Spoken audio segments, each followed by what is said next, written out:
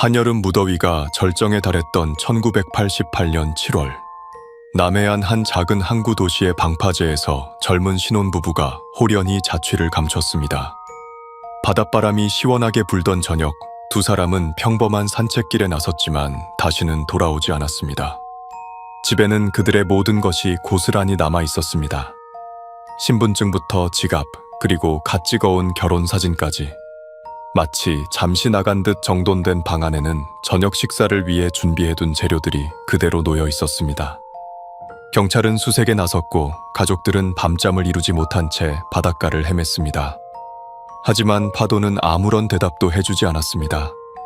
단지 부서진 카메라 한 대와 신발 한 짝만이 모래사장에 떠밀려 왔을 뿐이었습니다. 그로부터 정확히 20년 후, 같은 방파제에서 벌어진 확장 공사 중 낡은 여행 가방 하나가 모습을 드러냈습니다. 무엇이 그들을 그토록 조용히 사라지게 만들었을까요? 그날의 흔적에서 전해드립니다. 오늘의 이야기를 시작하기 전에 잠깐만요. 구독과 좋아요를 눌러주시면 이러한 이야기들을 계속 전할 수 있는 큰 힘이 됩니다. 1988년 7월 27일 저녁 7시, 남해안 작은 항구 도시의 주택계는 저녁 식사를 준비하는 냄새가 골목골목 스며들고 있었습니다. 신혼 3개월 차인 김현수 씨와 박지연 씨 부부도 예외는 아니었습니다. 임대 아파트 2층, 25평 남짓한 신혼집에서 지연 씨는 저녁 준비를 하고 있었습니다. 부엌 창문 너머로 들려오는 바닷바람 소리가 유난히 시원하게 느껴졌던 그날이었죠. 현수 씨는 조선소에서 돌아와 샤워를 마치고 거실에 앉아 있었습니다. 오늘 바람이 참 좋네요. 지연 씨가 부엌에서 말했습니다. 식사 후에 바닷가 산책이라도 할까요? 현수 씨는 고개를 끄덕였습니다.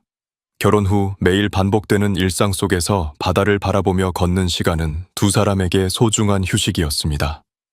특히 무더운 여름날 저녁, 방파제를 따라 걷는 산책은 신혼부부에게 더없이 로맨틱한 시간이었죠. 저녁 8시 30분경, 부부는 간단한 식사를 마치고 집을 나섰습니다. 지연 씨는 연한 노란색 원피스를 입고 있었고, 현수 씨는 흰색 반팔 셔츠에 청바지 차림이었습니다.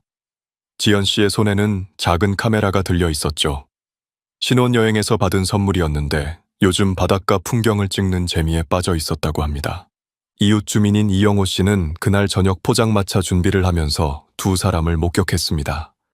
부부는 손을 맞잡고 방파제 쪽으로 천천히 걸어가고 있었다고 합니다. 지연 씨가 무언가 웃으며 이야기하는 모습이 기억에 남는다고 했죠. 참 다정해 보이는 부부였어요. 현수 씨는 말수가 적은 편이었지만 지연 씨 말을 들을 때마다 미소를 짓곤 했거든요. 이영호 씨의 증언에 따르면 시간은 대략 저녁 8시 45분경이었습니다. 해가 뉘엿뉘엿 져가는 시간대였죠. 부부가 방파제 방향으로 사라져가는 모습이 그가 본 마지막 장면이었습니다. 그런데 이상한 일이 벌어졌습니다. 평소라면 1시간 남짓 산책을 마치고 돌아왔을 텐데 밤 10시가 넘어도 집에 불이 켜지지 않았던 것입니다. 이웃들은 처음에는 별다른 의심을 하지 않았습니다. 신혼부부가 늦은 시간까지 바닷가에서 시간을 보낼 수도 있는 일이니까요. 하지만 다음 날 아침이 되어서도 집은 조용했습니다. 현수 씨는 매일 아침 7시면 조선소로 출근하는 규칙적인 생활을 하고 있었는데 그날은 달랐습니다. 지연 씨 역시 오전 수업을 위해 학원으로 가야 했지만 모습을 보이지 않았죠. 아침 9시경 걱정이 된 이웃 주민 최순자 씨가 문을 두드렸습니다. 하지만 아무런 대답이 없었죠. 최순자 씨는 관리사무소에 연락했고 관리사무소에서는 가족들에게 연락을 취했습니다. 가장 먼저 달려온 것은 현수 씨의 아버지 김정수 씨였습니다. 평생 바다에서 고기잡이를 해온 어부 출신인 정수 씨는 아들 부부의 실종 소식을 듣고 가슴이 철렁 내려앉았다고 합니다. 바다에서 나고 자란 아들이 바다 때문에 사라질 리는 없다고 생각했어요. 하지만 그날 아침 집 안을 보는 순간 뭔가 심상치 않다는 느낌이 들었습니다. 집 안은 정말 이상했습니다. 모든 것이 제자리에 있었어요. 신분증, 지갑, 심지어 결혼 반지까지 화장대 위에 가지런히 놓여 있었습니다. 마치 잠시 외출했다가 곧 돌아올 것처럼 정돈된 상태였죠. 부엌에는 저녁 식사 후 설거지까지 깔끔하게 마친 흔적이 있었습니다. 냉장고 안에는 다음날 아침 식사를 위해 준비해둔 재료들이 그대로 들어 있었고요. 이 모든 것들이 계획적인 실종이 아니라는 점을 강하게 시사했습니다. 오전 10시경 정수 씨는 즉시 경찰서에 신고했습니다. 담당 형사는 현장을 확인한 후 수색 작업에 착수했습니다. 신혼부부의 마지막 목격 장소였던 방파제 일대가 수색의 중심이 되었죠. 방파제는 길이가 약 800m에 달하는 콘크리트 구조물이었습니다. 높이는 바닷물 기준으로 약 3m 정도였고 폭은 사람 2명이 나란히 걸을 수 있을 만큼 충분했습니다. 평소에도 주민들이 산책로로 자주 이용하던 곳이었죠. 수색팀이 방파제를 따라 이동하면서 찾은 것은 몇 가지 흔적들이었습니다. 방파제 끝부분에서 약 20m 떨어진 모래사장에서 여성용 샌들 한 짝이 발견되었습니다. 연한 베이지색 가죽 샌들이었는데 지연 씨가 평소 즐겨 신던 것과 같은 디자인이었다고 합니다. 샌들이 발견된 곳에서 불과 몇 미터 떨어진 지점에서는 더욱 중요한 단서가 나타났습니다. 바로 부서진 카메라였죠. 지연 씨가 들고 나갔던 그 카메라가 파도에 휩쓸려 해변으로 밀려온 것으로 보였습니다. 카메라는 상당히 손상된 상태였습니다. 바닷물에 장시간 잠겨 있었던 탓에 내부 기계 부품들이 부식되어 있었고 플라스틱 외관도 여러 곳이 갈라져 있었습니다. 하지만 무엇보다 아쉬운 것은 내부의 필름이었습니다.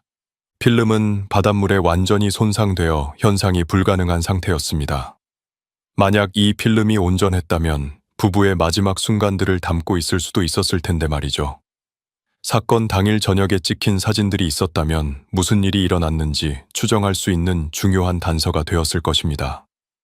수색은 이틀 동안 계속되었습니다. 해경까지 동원되어 바닷속 수색도 병행되었죠. 하지만 두 사람의 흔적은 샌들과 카메라가 전부였습니다. 수온이 비교적 높은 여름철이었고 조류의 흐름도 복잡한 지역이어서 수색에는 한계가 있었습니다. 수사팀은 여러 가지 가능성을 염두에 두고 수사를 진행했습니다. 첫 번째는 단순한 실족 사고였습니다. 저녁 시간대라 시야가 좋지 않았고 방파제 위는 이끼가 끼어 있어 미끄러울 수 있었죠. 두 사람이 사진을 찍거나 바다를 구경하다가 실수로 떨어졌을 가능성이 있었습니다. 두 번째 가능성은 자살이었습니다. 하지만 이는 곧바로 가능성이 낮다고 판단되었습니다. 집에 남겨진 흔적들을 봤을 때 두 사람은 다음 날을 위한 준비를 하고 있었고 주변 사람들의 증언에 따르면 부부 사이도 원만했다고 했거든요. 세 번째는 타살 가능성이었습니다. 하지만 범죄의 동기를 찾기가 어려웠습니다. 현수 씨는 평범한 조선소 직장인이었고 지연 씨는 학원 강사였죠. 특별한 적이 있거나 금전적 분쟁에 휘말린 흔적도 없었습니다. 그런데 수사 과정에서 주민들의 서로 다른 증언들이 나오기 시작했습니다. 이영호 씨는 부부가 화목하게 걸어가는 모습을 봤다고 했지만 다른 주민은 전혀 다른 이야기를 했습니다.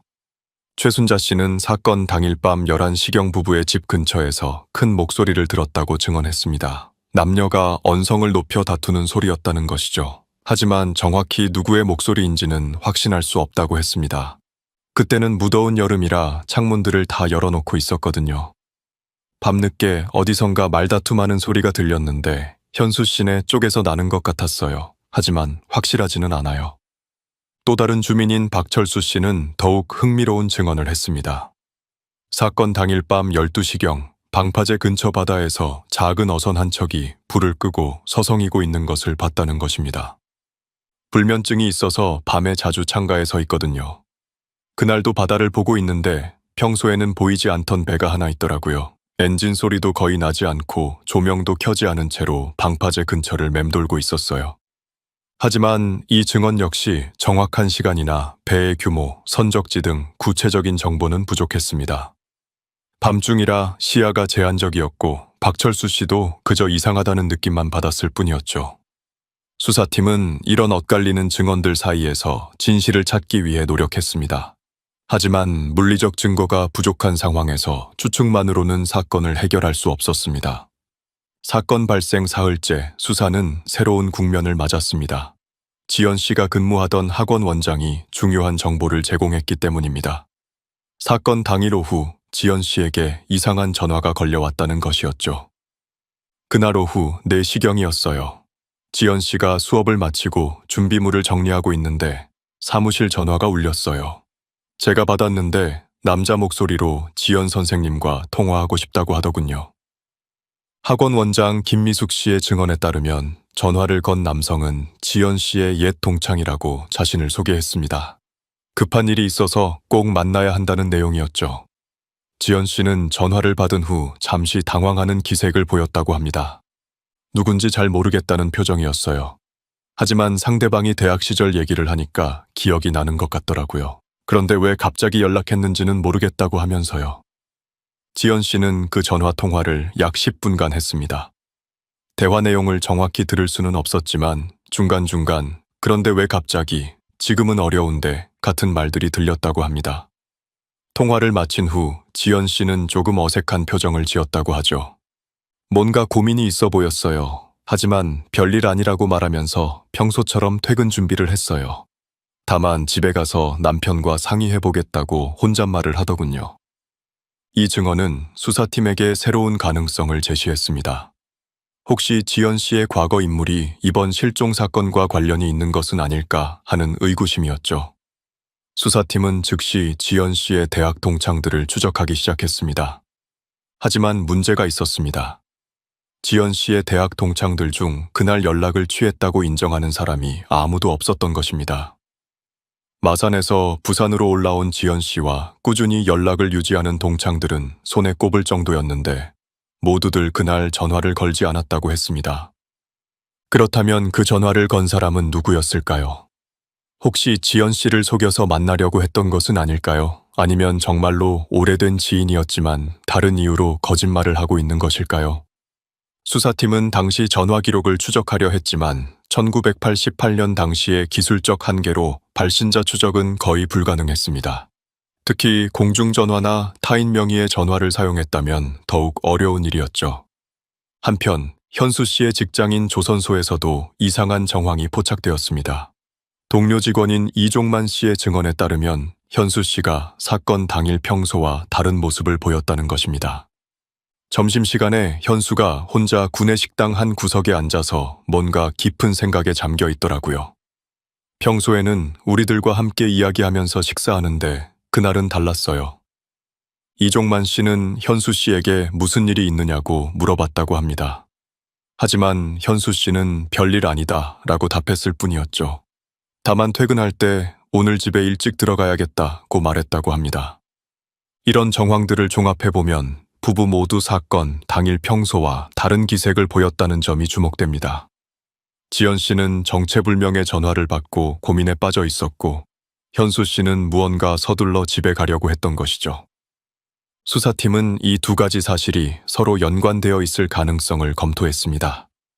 혹시 지연 씨가 전화 내용을 현수 씨에게 이야기했고 그것 때문에 부부가 저녁 산책에서 그 문제를 논의하려 했던 것은 아닐까요? 만약 그렇다면 방파제에서 부부 사이에 어떤 대화가 오갔을까요? 그리고 그 대화는 어떤 결말을 맞았을까요? 최순자 씨가 들었다고 한밤 늦은 말다툼 소리가 정말로 이 부부의 것이었다면 그들은 산책에서 돌아온 후에도 그 문제로 갈등을 겪었을 수도 있습니다. 하지만 여전히 결정적인 증거는 부족했습니다. 모든 것이 추측과 정황에 의존할 뿐이었죠.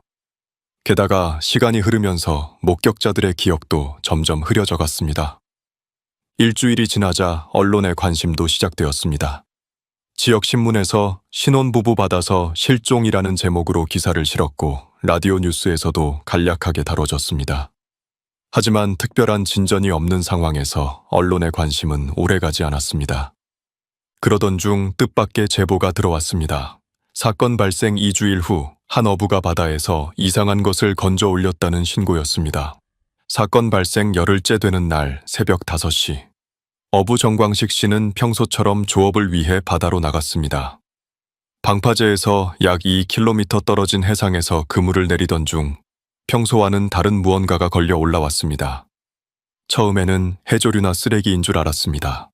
하지만 자세히 보니 천조각이었죠. 연한 노란색의 면 소재였는데 가장자리가 찢어져 있고 바닷물에 오래 잠겨 있었던 흔적이 역력했습니다. 크기가 손바닥만 했어요. 옷감 같은 건데 색깔이 특이해서 기억에 남더라고요. 평소에 바다에서 이런 걸 건져 올린 적이 없어서 신고해야겠다고 생각했죠.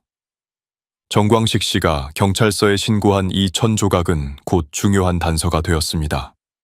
지연 씨가 사건 당일 입고 있었던 연한 노란색 원피스와 소재와 색상이 일치했기 때문입니다. 가족들이 확인한 결과 지연 씨가 평소 즐겨 입던 옷과 매우 유사했다고 증언했습니다. 하지만 이 발견이 오히려 수사를 더 복잡하게 만들었습니다. 만약 단순한 실족 사고였다면 왜 옷까지만 찢어져서 떠다니고 있었을까요? 그리고 왜 이제서야 발견된 것일까요? 바다의 조류를 분석해본 결과 방파제 근처에서 바다로 떨어진 물체가 정광식 씨가 발견한 지점까지 떠밀려 가는데 걸리는 시간은 대략 일주일에서 열흘 정도였습니다. 시기적으로는 맞아떨어지는 셈이었죠. 그런데 문제는 옷감에 찢어진 상태였습니다. 바닷물에 오래 잠겨 있으면서 자연스럽게 손상된 것 치고는 찢어진 부분이 너무 날카로웠습니다. 마치 예리한 것에 베인 듯한 흔적이 있었던 것이죠. 수사팀은 이 옷감 조각을 국립과학수사연구원에 의뢰해 정밀 분석을 요청했습니다. 1988년 당시의 기술로는 한계가 있었지만 그래도 가능한 모든 방법을 동원해 분석해보려 했습니다. 분석 결과는 2주일 후에 나왔습니다. 옷감은 확실히 바닷물에 장기간 침수되어 있었고 소재와 염색 방식이 지연 씨의 원피스와 일치했습니다. 하지만 가장 중요한 부분은 찢어진 단면이었습니다. 날카로운 도구에 의해 절단된 흔적이 명확합니다. 바위나 방파제 모서리에 걸려서 찢어진 것과는 다른 양상을 보입니다. 이 분석 결과는 단순한 사고가 아닐 가능성을 강하게 시사했습니다. 만약 지연 씨가 물에 빠졌다면 왜 옷이 이렇게 찢어졌을까요? 그리고 현수 씨의 흔적은 왜 전혀 발견되지 않는 걸까요? 수사팀은 사건을 재검토하기 시작했습니다. 단순 실종이 아닌 강력 사건일 가능성을 염두에 두고 수사 방향을 전환한 것이죠. 그와 함께 주변 인물들에 대한 조사도 더욱 세밀하게 진행되었습니다. 가장 먼저 재조사된 것은 지연 씨에게 전화를 걸었다는 정체불명의 인물이었습니다. 수사팀은 지연 씨의 과거를 더 깊이 파헤쳤습니다. 대학 시절뿐만 아니라 고등학교, 심지어 중학교 동창들까지 모두 접촉해 확인했습니다. 그 과정에서 흥미로운 사실이 하나 드러났습니다. 지연 씨가 대학교 3학년 때 사귀었던 남자친구가 있었는데 이별 과정이 매우 좋지 않았다는 것입니다. 당시 그 남자친구는 지연 씨에게 지나치게 집착했고 이별을 받아들이지 못해 한동안 괴롭혔다고 합니다. 지연 씨의 대학 동기인 한미경 씨가 증언했습니다. 그 사람 이름이 박재혁이었어요. 처음에는 괜찮은 사람인 줄 알았는데 시간이 지나면서 너무 독점욕이 강하다는 게 드러났죠. 지연이가 다른 남자 동기들과 이야기하는 것도 싫어했어요. 이별 후 박재혁 씨는 지연 씨에게 계속 연락을 시도했습니다. 편지를 보내고 학교 앞에서 기다리고 심지어 지연 씨의 하숙집까지 찾아왔다고 합니다. 지연 씨는 이런 상황을 매우 부담스러워했고 결국 대학교 측에 신고까지 했다고 하죠. 마지막에는 정말 무서워했어요. 그 사람이 너를 잃는다면 나도 끝이다. 함께 죽자. 이런 말까지 했거든요. 다행히 졸업 후에는 연락이 끊어졌다고 안심하고 있었는데 수사팀은 즉시 박재혁 씨의 행적을 추적했습니다. 하지만 여기서 또 다른 문제가 발생했습니다. 박재혁 씨가 대학 졸업 후 행방을 감췄다는 것이었습니다. 졸업과 동시에 본적지를 떠났고 그 이후에 거주지나 직장을 아무도 모르고 있었습니다. 호적을 통해 확인한 결과 박재혁 씨는 경북 구미 출신으로 부모님과 함께 살았는데 졸업 후 가족들과도 연락을 끊고 사라졌다고 했습니다.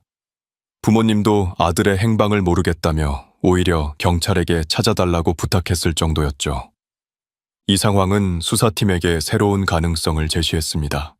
혹시 박재혁 씨가 지연 씨를 포기하지 못하고 계속 지켜보다가 결혼 소식을 듣고 극단적인 선택을 한 것은 아닐까요? 만약 그렇다면 사건 당일 지연 씨에게 걸려온 전화가 바로 박재혁 씨의 것일 가능성이 높았습니다. 오랜 시간이 지나 목소리가 변했을 수도 있고 의도적으로 목소리를 바꿨을 수도 있죠. 수사팀은 박재혁 씨를 지명수배했습니다. 하지만 1988년 당시의 수사 기법으로는 한계가 분명했습니다. 지문이나 사진 외에는 별다른 추적 수단이 없었고 전국 단위의 수배망도 지금처럼 촘촘하지 않았거든요. 사건 발생 한 달 후 수사는 교착 상태에 빠졌습니다. 박재혁 씨에 대한 전국 수배가 내려졌지만 아무런 단서를 찾을 수 없었습니다. 마치 세상에서 완전히 사라진 것처럼 그의 흔적은 어디에서도 발견되지 않았죠. 그런데 이 시점에서 예상치 못한 제보가 들어왔습니다. 부산에서 약 40km 떨어진 울산의 한 여관에서 투숙객 명부를 정리하던 중 의심스러운 기록을 발견했다는 것이었습니다. 여관 주인 서영자 씨는 사건 당일인 7월 27일 저녁에 체크인한 남성 손님이 기억에 남는다고 했습니다. 평소 여관을 이용하는 손님들과는 분위기가 달랐다는 것이죠. 키가 크고 마른 체형의 남자였어요. 나이는 30 전후로 보였고 얼굴이 상당히 하얗더라고요. 그런데 표정이 좀 어두웠어요. 마치 무슨 걱정거리가 있는 것처럼요. 더욱 의심스러운 점은 그 손님의 행동이었습니다. 체크인할 때 신분증 제시를 거부하며 현금으로만 결제하겠다고 했다는 것입니다. 1988년 당시에는 신분증 확인이 지금처럼 엄격하지 않았지만 그래도 이상하다고 생각할 만했죠. 가짜 이름을 대면서 하룻밤만 있겠다고 하더라고요. 그런데 새벽 3시쯤에 갑자기 나가버렸어요. 문을 쾅 닫는 소리에 잠에서 깼는데 창문으로 보니 급하게 걸어가더군요. 서영자 씨의 증언에 따르면 그 남성은 투숙 기간 동안 계속 전화를 걸고 있었다고 합니다. 공중전화가 복도에 있었는데 밤늦게까지 누군가와 통화하는 소리가 들렸다는 것이죠. 목소리가 좀 다급했어요. 왜 나오지 않는 거야? 꼭 만나야 한다는 말이 들렸거든요. 그런데 통화 상대방이 전화를 받지 않는 것 같더라고요. 수사팀은 즉시 서영자 씨와 면담을 가졌습니다. 그리고 박재혁 씨의 대학 졸업 앨범 사진을 보여주며 확인을 요청했습니다. 서영자 씨는 잠시 고민하더니 고개를 끄덕였습니다. 확실하지는 않지만 비슷해 보여요. 다만 사진보다 실제로는 더 말랐고 머리도 더 길었던 것 같아요. 그리고 수염도 조금 있었고요. 이 증언은 박재혁 씨가 사건과 관련이 있을 가능성을 더욱 높였습니다. 사건 당일 밤 울산의 여관에 투숙했다는 것은 부산에서 무슨 일을 마치고 도피하는 과정이었을 수도 있다는 추측을 가능하게 했죠. 수사팀은 울산 일대의 교통편도 조사했습니다. 당시 부산에서 울산까지는 버스로 약 1시간 반 정도 걸렸는데 사건 당일 밤 11시 이후 출발하는 버스들의 승객 명단을 확인해봤습니다. 하지만 당시에는 승객 명단을 제대로 관리하지 않아서 확인할 수 없었죠. 한편 현수 씨의 아버지 김정수 씨는 매일 방파제를 찾아 아들 부부를 기다리고 있었습니다. 바다를 바라보며 하루 종일 앉아있는 정수 씨의 모습은 주변 사람들의 마음을 아프게 했습니다. 아들놈이 바다에서 자랐는데 바다에서 사고를 당할 리가 없어요.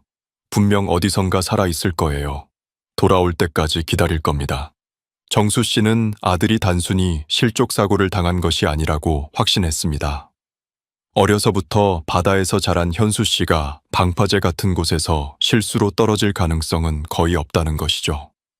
더욱이 수영 실력도 뛰어났기 때문에 설령물에 빠졌다 하더라도 헤엄쳐 나올 수 있었을 거라고 믿었습니다. 누군가 우리 아들 부부를 해친 것 같아요. 그게 아니라면 왜 이렇게 흔적도 없이 사라졌겠어요. 정수 씨의 이런 확신은 수사팀의 생각과도 일치했습니다. 물리적 증거들을 종합해봤을 때 단순한 사고보다는 제3자의 개입 가능성이 높아 보였기 때문입니다. 그런데 사건 발생 2달째 되는 날 놀라운 소식이 전해졌습니다. 일본 오사카의 한국 총영사관에서 연락이 온 것입니다. 실종된 부부와 비슷한 사람들을 봤다는 제보가 있었다는 내용이었죠. 오사카에 거주하는 제1교포 이정호 씨가 총영사관에 신고한 내용이었습니다. 한국에서 온 관광객으로 보이는 젊은 부부가 오사카 시내 한 여관에 투숙했는데 한국 뉴스에서 본 실종 부부와 매우 닮았다는 것이었습니다. 남자는 키가 보통이고 조용한 성격 같았어요.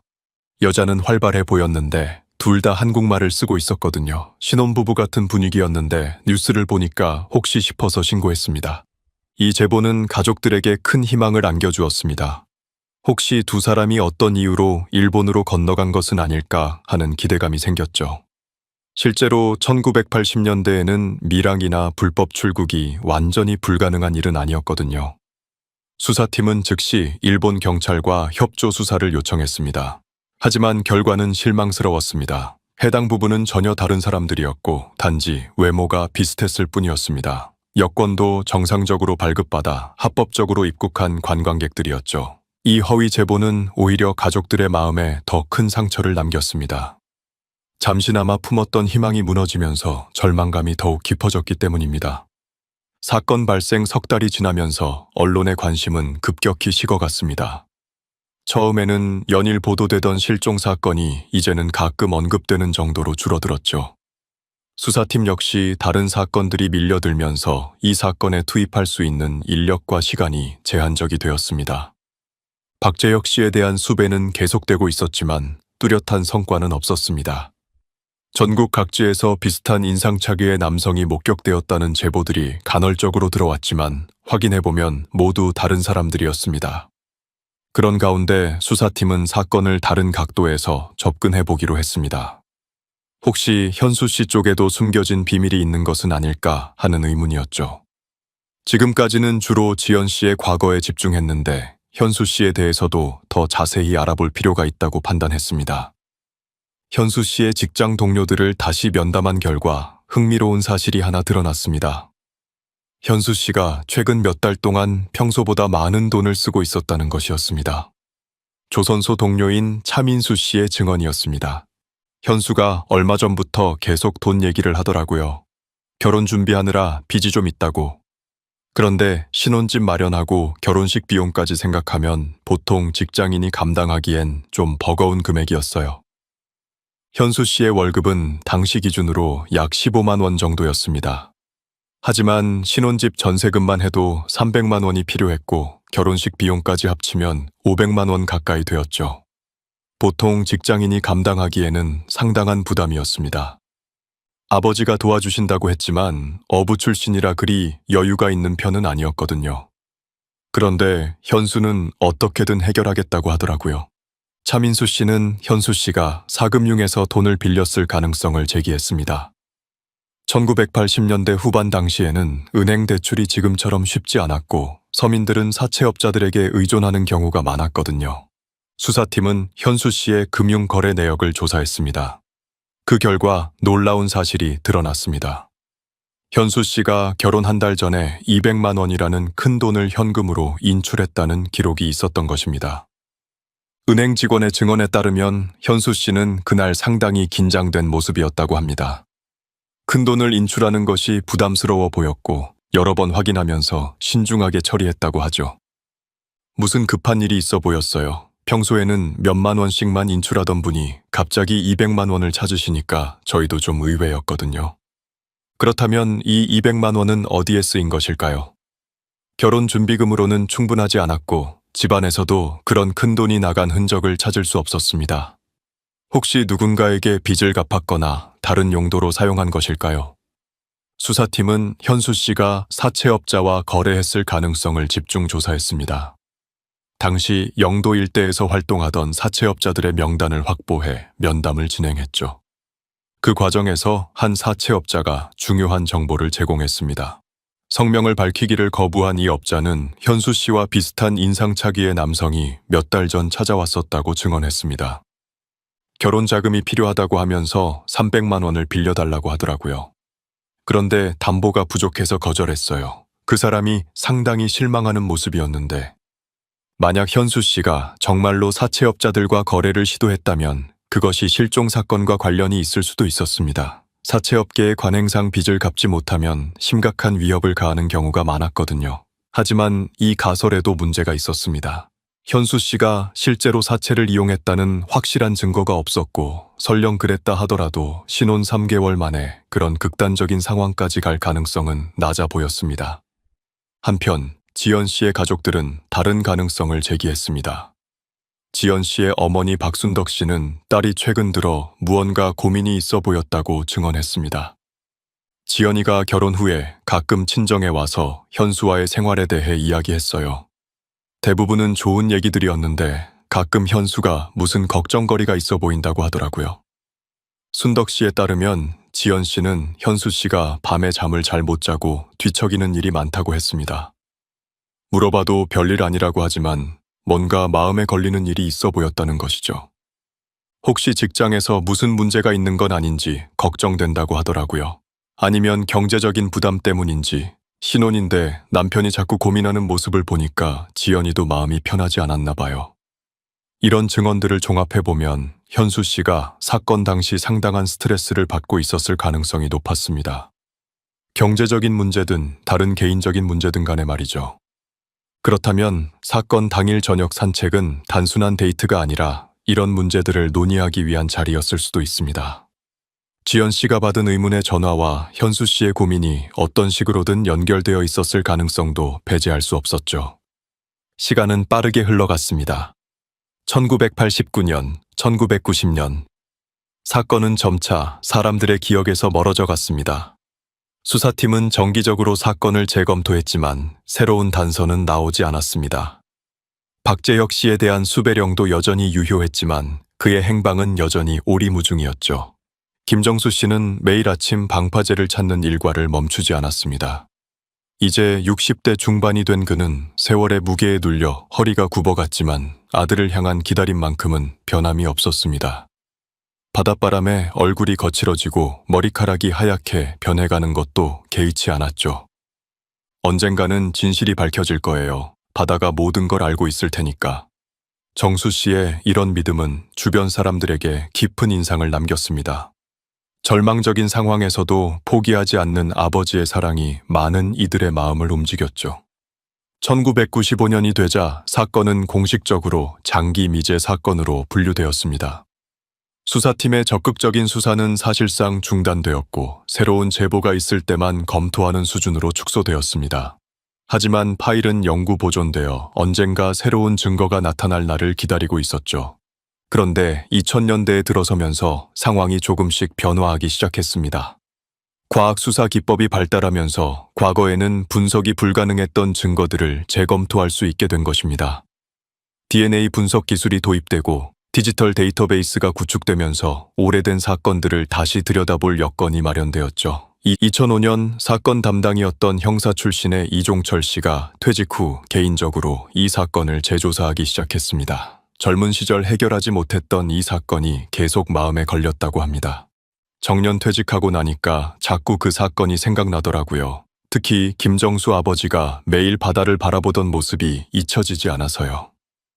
이종철 씨는 당시의 증거품들을 다시 분석해달라고 국과수에 의뢰했습니다. 특히 지연 씨의 것으로 추정되는 옷감 조각을 최신 기법으로 재분석하면 새로운 사실을 발견할 수 있을 것이라고 기대했죠. 재분석 결과는 놀라웠습니다. 옷감에서 극미량의 혈흔이 검출된 것입니다. 1988년 당시의 기술로는 발견할 수 없었던 것이었죠. 더욱 중요한 것은 이 혈흔이 지연 씨의 것이 아니라는 점이었습니다. 혈액형이 다릅니다. 지연 씨는 A형이었는데 검출된 혈액은 B형이었어요. 이 발견은 사건에 제3자가 개입했을 가능성을 더욱 강화시켰습니다. 누군가 지연 씨와 물리적 충돌을 벌였고 그 과정에서 상처를 입었을 가능성이 높았거든요. 수사팀은 다시 박재혁 씨의 혈액형을 확인했습니다. 대학교 건강검진 기록을 통해 확인한 결과 그의 혈액형은 B형이었습니다. 물론 B형은 흔한 혈액형이어서 이것만으로 박재혁 씨를 특정할 수는 없었지만 중요한 단서임에는 분명했죠. 한편 이종철 씨는 과거 목격자들을 다시 만나 증언을 재검토했습니다. 그 과정에서 놓쳤던 세부 사항들이 새롭게 부각되었습니다. 포장마차 주인 이영호 씨는 이제 60대가 되어 있었지만 여전히 그날의 기억을 생생하게 간직하고 있었습니다. 지금 생각해보니까 좀 이상한 점이 있었어요. 평소에 현수 부부는 손을 잡고 다녔는데 그날은 조금 떨어져서 걷더라고요. 뭔가 어색한 분위기였던 것 같아요. 이영호 씨의 이런 증언은 부부가 그날 저녁 어떤 갈등 상황에 있었을 가능성을 시사했습니다. 지연 씨가 받은 의문의 전화 때문에 두 사람 사이에 긴장감이 있었을 수도 있죠. 또한 최순자 씨도 추가적인 기억을 떠올렸습니다. 그날 밤에 들었던 말다툼 소리 말인데요. 지금 생각해보니까 목소리가 3명이었던 것 같아요. 남자 2, 여자 1. 처음에는 부부싸움인 줄 알았는데 남자 목소리가 2개였어요. 이 증언이 정확하다면 현수 씨와 지연 씨 외에 또 다른 남성이 그날 밤 그들과 함께 있었다는 뜻입니다. 그리고 그 세 사람 사이에 어떤 충돌이 있었을 가능성이 높았죠. 2007년 사건 발생 거의 20회가 다 되어가는 시점에서 또 한 번의 반전이 있었습니다. 박재혁 씨로 추정되는 인물이 서울에서 목격되었다는 제보가 들어온 것입니다. 제보자는 박재혁 씨의 대학 동기였던 김성호 씨였습니다. 지하철역에서 우연히 마주쳤는데 상당히 많이 변해 있었지만 분명히 박재혁이었다고 확신한다는 내용이었죠. 머리는 많이 빠져 있었고 살도 많이 쪘어요. 하지만 눈매는 예전 그대로더라고요. 제가 먼저 알아보고 말을 걸었는데 깜짝 놀라면서 다른 사람인 척 하더라고요. 김성호 씨에 따르면 박재혁 씨는 가짜 이름을 대며 자신을 모르는 사람이라고 주장했습니다. 하지만 당황하는 모습이 역력했고 서둘러 그 자리를 떠났다고 합니다. 수사팀은 즉시 서울로 출동해 해당 지역을 수색했습니다. 지하철역 주변의 CCTV를 확인하고 근처 상점들을 일일이 방문해 박재혁 씨의 사진을 보여주며 확인 작업을 벌였죠. 하지만 결과는 허사였습니다. 비슷한 인상착의의 사람은 여러 명 목격되었지만 박재혁 씨를 확실하게 목격했다는 증언은 나오지 않았습니다. 마치 다시 한번 허공으로 사라진 것 같았죠. 2008년 봄, 사건 발생 20회가 지난 시점에서 예상치 못한 발견이 있었습니다. 영도 방파제 확장 공사가 시작되면서 수십 년간 바닷물에 잠겨 있던 곳들이 모습을 드러내기 시작한 것이죠. 공사 첫날 중장비가 방파제 끝부분 해저를 파내던 중 이상한 물체가 걸려 나왔습니다. 진흙과 해조류에 뒤덮인 낡은 여행 가방이었죠. 크기는 중간 정도였고 가죽 소재였지만 오랜 침수로 인해 원래 색깔을 알아볼 수 없을 정도로 변색되어 있었습니다. 공사 현장 관리자는 즉시 경찰에 신고했습니다. 20회 전 실종 사건을 기억하는 사람들에게는 이 발견이 특별한 의미로 다가왔죠. 혹시 실종된 부부와 관련된 물건일 가능성이 있었기 때문입니다. 가방은 조심스럽게 인양되어 과학수사연구원으로 이송되었습니다. 오랜 침수로 인해 매우 손상된 상태였지만 다행히 완전히 부식되지는 않았습니다. 가방의 잠금 장치는 녹이 슬어 열리지 않았고 전문 도구를 이용해 조심스럽게 개봉해야 했죠. 가방을 연 순간 수사관들은 숨을 죽였습니다. 안에는 몇 가지 물건들이 들어 있었는데 그중 가장 눈에 띄는 것은 손목시계였습니다. 스테인리스 스틸 재질의 남성용 시계였는데 심하게 부식되어 있었지만 형태는 알아볼 수 있었습니다. 시계 뒷면에는 무언가 새겨져 있었습니다. 부식으로 인해 글자를 읽기 어려웠지만 확대경을 이용해 자세히 살펴본 결과 HS1988 사이로라는 문구를 발견할 수 있었습니다. 현수 씨의 이니셜과 결혼 날짜로 추정되는 내용이었죠. 김정수 씨가 확인을 위해 불려왔습니다. 이제 80대가 된 그는 지팡이에 의지해 겨우 걸을 수 있을 정도로 몸이 불편해져 있었지만 아들의 흔적일 수도 있다는 소식에 기꺼이 나섰습니다. 이 시계 현수가 결혼할 때 제가 선물로 준 거예요. 정수 씨의 목소리는 떨리고 있었습니다. 20회 만에 아들의 흔적을 다시 보게 된 것입니다. 시계는 분명히 현수 씨의 것이었습니다. 결혼 선물로 받은 후 항상 착용하고 다녔던 그 시계였죠. 가방에는 시계 외에도 몇 가지 물건들이 더 들어 있었습니다. 열쇠 뭉치 하나와 작은 수첩, 그리고 심하게 부식된 동전 몇 개였습니다. 수첩은 물에 불어서 내용을 알아보기 어려웠지만 일부 페이지에서 숫자와 기호들을 확인할 수 있었습니다. 전문가들이 수첩을 복원해 본 결과 일종의 가계부 같은 내용이었습니다. 수입과 지출을 기록한 듯한 숫자들이 적혀 있었고 몇 개의 이름도 확인할 수 있었습니다. 그중 하나가 재혁이라는 이름이었죠. 이 발견은 수사에 새로운 국면을 가져왔습니다. 현수 씨가 박재혁 씨와 어떤 관계를 맺고 있었다는 증거가 나온 것입니다. 지연 씨의 전 남자친구와 현수 씨 사이에 무슨 일이 있었던 것일까요? 수첩의 다른 페이지에서는 더욱 놀라운 내용이 발견되었습니다. 7월 27일 방파제라는 메모와 함께 마지막 기회라는 글씨가 흐릿하게 남아 있었던 것입니다.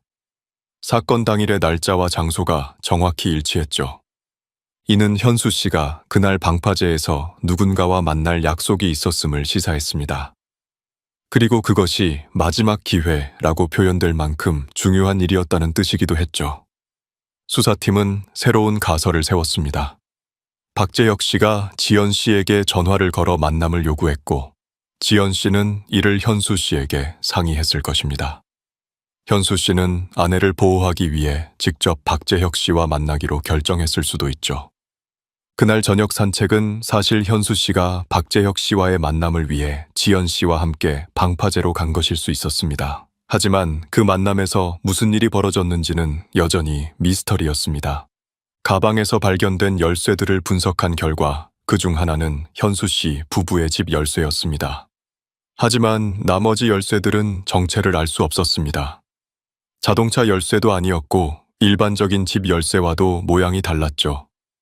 이 모든 증거들을 종합해 봤을 때 분명한 것은 사건 당일 방파제에서 현수 씨, 지연 씨, 그리고 박재혁 씨로 추정되는 제3자 사이에 어떤 일이 벌어졌다는 것입니다. 하지만 정확히 무슨 일이 있었는지, 세 사람에게 어떤 일이 벌어졌는지는 여전히 알 수 없었습니다. 김정수 씨는 가방을 보며 복잡한 심경을 드러냈습니다. 이제 정말로 아들이 죽었다는 걸 인정해야 하나 봅니다. 하지만 여전히 무슨 일이 있었는지 모르겠어요. 바다가 모든 비밀을 품고 있는 것 같습니다. 정수 씨의 말처럼 바다는 그날 밤의 진실을 여전히 간직하고 있었습니다. 20해의 세월이 흘렀지만 사건의 전모는 여전히 베일에 가려져 있었죠. 수사팀은 가방과 그 안의 물건들을 최신 과학 기법으로 분석했습니다. DNA 검사, 지문 분석, 미세 증거물 검출 등 가능한 모든 방법을 동원했죠. 하지만 20년간의 침수로 인해 대부분의 생체 증거들은 소실된 상태였습니다. 그럼에도 불구하고 한 가지 확실해진 것은 이 가방이 사건과 직접적으로 연관되어 있다는 점이었습니다. 현수 씨의 소지품들이 들어있었고 사건 당일의 메모까지 남아 있었기 때문입니다. 하지만 이 발견이 사건 해결로 이어지지는 못했습니다. 오히려 더 많은 의문을 낳았을 뿐이었죠. 박재혁 씨는 여전히 행방불명이었고 그날 밤 정확히 무슨 일이 있었는지는 수수께끼로 남아 있었습니다. 사건은 다시 한번 미궁 속으로 빠져들었습니다. 하지만 김정수 씨는 포기하지 않았습니다. 비록 몸은 늙고 병들었지만 진실을 향한 의지만큼은 변함없었죠. 언젠가는 모든 것이 밝혀질 거라고 믿어요. 그때까지 기다리겠습니다. 바다는 여전히 그 자리에 있었습니다. 매일 밀려오는 파도는 변함없이 방파제를 적시고 있었죠. 하지만 그 속에 감춰진 20해 전의 비밀은 여전히 침묵을 지키고 있었습니다. 영도 신혼부부 실종 사건, 이 사건은 현재까지도 해결되지 않은 채 남아 있습니다. 사랑하는 가족을 잃은 이들의 아픔과 진실을 향한 끈질긴 기다림만이 세월의 무게를 견뎌내며 계속되고 있죠. 이 사건은 우리에게 여러 가지 교훈을 남깁니다. 무엇보다 소중한 사람들과의 시간이 얼마나 귀한지를 깨닫게 해줍니다. 평범한 일상 속에서 벌어진 이 비극은 우리가 당연하게 여기는 일상의 소중함을 일깨워줍니다. 또한 진실을 찾기 위한 가족들의 노력과 사랑이 얼마나 강인한지도 보여줍니다. 김정수 씨처럼 포기하지 않는 아버지의 사랑, 그리고 시간이 흘러도 사건을 잊지 않고 재조사에 나선 퇴직 형사의 책임감은 우리 사회가 기억해야 할 가치입니다. 무엇보다 이런 사건들이 단순히 과거의 일로 묻히지 않도록 지속적인 관심과 노력이 필요함을 깨닫게 됩니다. 과학기술의 발달로 과거에는 불가능했던 수사 기법들이 가능해지고 있기 때문입니다. 그날의 흔적은 앞으로도 세상이 기억해야 할 사람들의 이야기를 전하겠습니다. 구독과 좋아요는 그 기억을 더 멀리 퍼뜨리는 힘이 됩니다. 시청해주셔서 감사합니다.